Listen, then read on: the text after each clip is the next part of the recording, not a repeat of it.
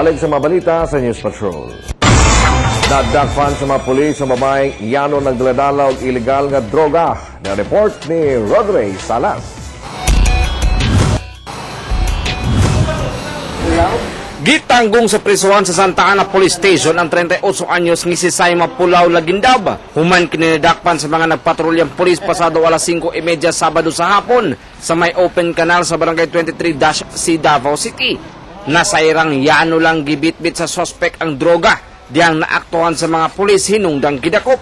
Ang sospek, notadong drug pusher, kinsa mao'y ginabutyag sa mga una ng nangadakpang pusher nga supplier sa ilang droga. Notado na mo ganin sa tuang istasyon nga apil gud siya nang pagpahiyot og droga. Kay sa mga previous na to mga na-apprehend o na-arrest nga mga suspect, akusado, siya na-mention siya nga na-involve gud siya. Nakuha gikan sa suspect ang usa ka dakong sachet sa gidudahang Cebu nga gibana-bana ang nagkantidad og 5,000 pesos. Matagal ka na ba magbibenta ng ganito? Hindi. Pero hawak mo kanina. Tawas yun, inilagay ng mga lalaki para mapahamak ako. Tawas yun. Oo. Kasong paglapas sa Republic Act 9165 kung Comprehensive Dangerous Drugs Act ang atubang kaso sa suspect. Rodrey Salas, ABS-CBN News. Higpit na nahimong bagyo ang low pressure area nga gitawag kining Tropical Depression Nando. Ginasubay sa bagyong Nando ang northwest nga direksyon o gitan-awng ana-ana karon sa Vira, Catanduanes karong buntag. Pero nagpahimang nagyapon ang pag-asa nga mas pakos ganining habagat sa Mindanao. Busa gipaigmat permi ang makatawhan nga mag-amping labi na sa mga nagpuyo sa landslide at flash flood prone areas. Sa pagkakaroon, di na monitor pa ni sa ahensya sa pag-asa. Gidagsa sa mabuot mahimong PMA cadet ang gihimong qualifying examination sa Davao City. Apil sa nag-take sa exam ang anak ni Senior Superintendent Ronald De La Rosa. Gusto sa musunod sa tunob sa iyang amahan. Ang report ni Vina Araneta. Bitbit ang ilang mga requirements. Mili niya ang mga aspiring cadets sa Rizal Memorial College aron mag-take og Philippine Military Academy examination.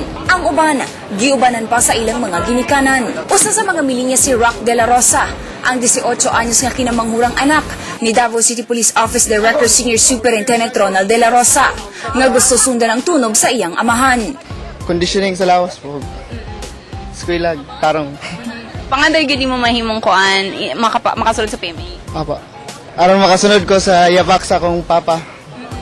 Anong idol ba nimo yung papa sa pa? Kay maayong tao mga papa.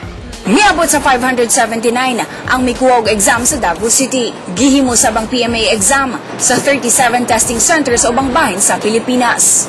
Ang expected namo is kung i-compare sa last year, more or less 900. Ang training namo is holistic training which involves character development, in academics, in military aspect ng training, and syempre physical development. Ang resulta sa exam mugawas karong Setyembre. Vina Araneta, ABS-CBN News. O ganda naglangkol sa tumabalita, karamudagan salamat.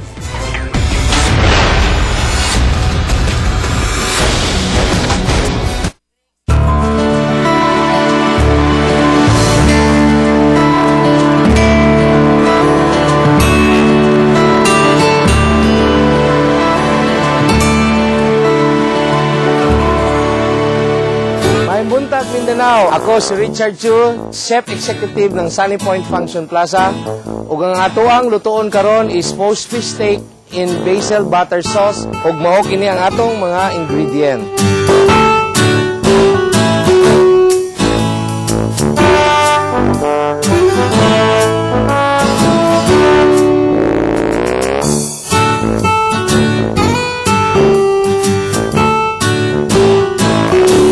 First, i-peel muna natin yung garlic.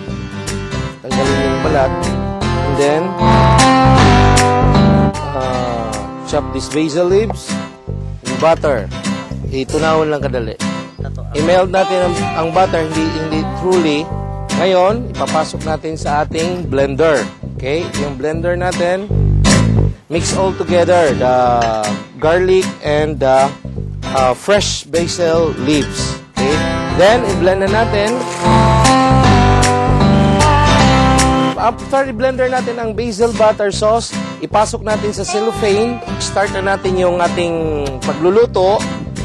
Then, sa pan, lagyan natin ng tubig. And then, ginaano natin ito, poached cooking tayo. Then, we marinate it with salt, a little bit of salt, and pepper. Okay. Then, lagyan natin ng konting lemon juice. Yan. Okay? Siguraduhin natin na yung tantara natin is malinis rin, ha? Okay? Then, we put it on the hot water. So, isama na rin natin sa poached cooking ang ating asparagus and also the green peas. Yan. Separated siya. Sunod na itong buhaton ay we have clean and washed tomato. Putulin natin yung ibabaw. Tanggalin natin ang kanyang buto. Okay? Lagyan natin ng onion.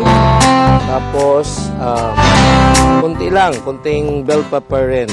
And then, tuna flakes. Lagyan natin ng mayonnaise. Okay. Yan. Mix all together. Ito, wala na tong luto. Okay? Itong green peas na naluto na, ating ihalo rin. Okay? So, tapos na tayo ngayon sa ating pagluluto. And then, unahin natin yung asparagus. Already done. Okay? And then, ang ating fish. Okay.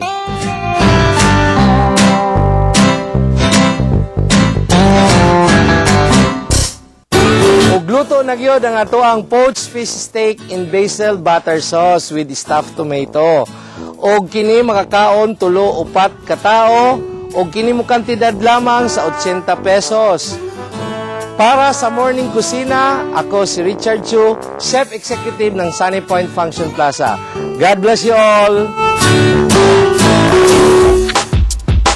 Kami kayo pamahaonal. Para mga kapamilya ka rin kauban na natin si Nika Tupas, ang atong Star of Davao 2013 Grand Winner. Good morning, Nika. Good morning po. Nika, pila na ba ang imong edad? 16 po. Wow, 16 years old. Pero yung nakagwapo ang tingog ni Nika. Nika, sa imong ma-share para sa aban pod na para sa imuha, no, na mga teenagers nga gusto i-pursue ang ilang dream sa pagkanta. Mag-practice lang po always at wag pong kalimutan magpasalamat sa Diyos at always po mag-pray dahil hindi po tayo pababayaan ng Panginoon. Ayan. Nika, ano pa ba mga plano mo? Gusto ko pong mag-school sa UP Music po. Ayan. Gustong i-develop ang talent niya. Kabalo kadagan kay mga talent dinhi ang mga talented nga mga Davaoenyo na usahay pud na makadaog sab sa mga uban pang mga contest even nationally. Dapat mag-appeal ka sa mga singing contest sa ABS-CBN ka. Ayan. Pero mga kapamilya, bago natin pakantahon nag-usap si Nika, gusto lang natin pasalamatan natin mga sponsors sa Maing Buntag Mindanao, ang Hairs, Nails, Bodies, and Faces, Hair to Die for Salon, Pink and Gold, Bloom's Facial and Spa kay Dr. Danny Stan, and Mag sa suit namin ni Claude, Fernscape para sa among landscaping design. Dahil salamat sab sa Gaisano Grand City Mall sa Hairs and Nails ug sa Hair to Die for Salon. And mga kapamilya, unyatangan ninyo ang mga dugang detalye sa TV Patrol Southern Mindanao. Siyempre, mga news updates sa DXAB 12:96. Usap mga pamilya, ibalik natin si Nika Tupas.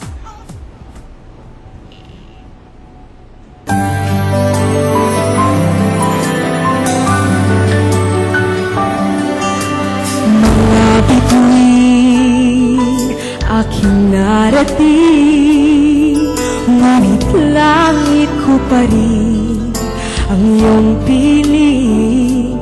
Kapag tayong dalawa'y naging isa, kahit na ilang laksang bituin, di kayang pantayan ating ningning.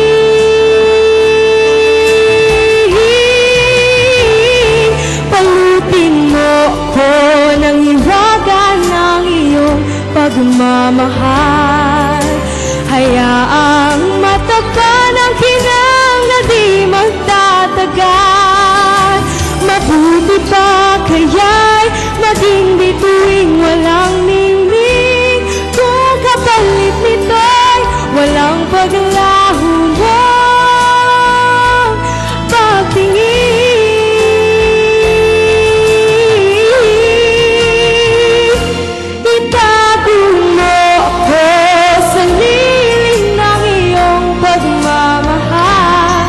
kuya, ate, mama ug papa, kuyugang tibok pamilya o barkada. Ug magkita ta karong September 8, 2013, 5 a.m. sa Victoria Plaza Mall parking area. Ug dungan pang managan sa Takbo para sa Bata, ang tinuig na fun run sa Bantay Bata 163 Davao. Dagan sa 3K, 6K ug 12K run. Parehistro na sa Bantay Bata office. Ug alang sa dugang impormasyon, tawag sa 299-2228 ug pangita si Karen o Gado. Tara, managan ta!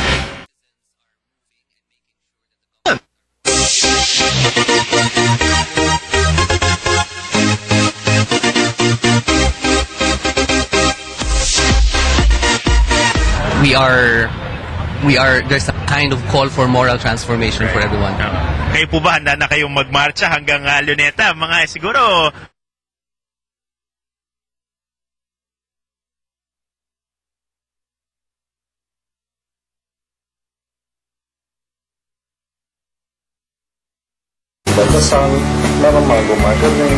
Okay, pero saan siya